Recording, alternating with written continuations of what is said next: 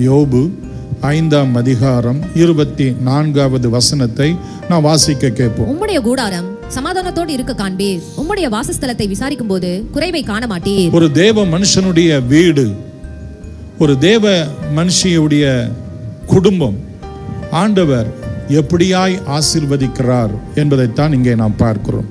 அங்கே சமாதானம் உண்டு.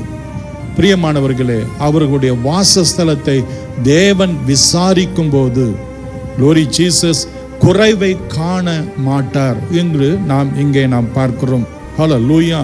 பிரியமான தேவன் விசாரிக்கும் போது எந்த பொல்லாப்பும் அங்கே நேரிடாதபடிக்கு, எந்த உலக மாமிச பிசாசும் அவர்களுக்கு விரோதமாய் கரத்தை நீட்டாதபடிக்கு, தம்முடைய இரத்தத்தினாலும் தம்முடைய வார்த்தையினாலும் தம்முடைய பிரசன்னத்தின் அக்கினியினாலும் அவர்களை சூழ அவர் பாளையம் இறங்கி இருக்கிறபடினால் ஒன்றும் அவர்களை மேற்கொள்ள முடியாது. ஆண்டவர் சொல்கிறார், உன்னை தொடுகிறவன் என் கண்ணின் மணியை தொடுகிறான் என்று.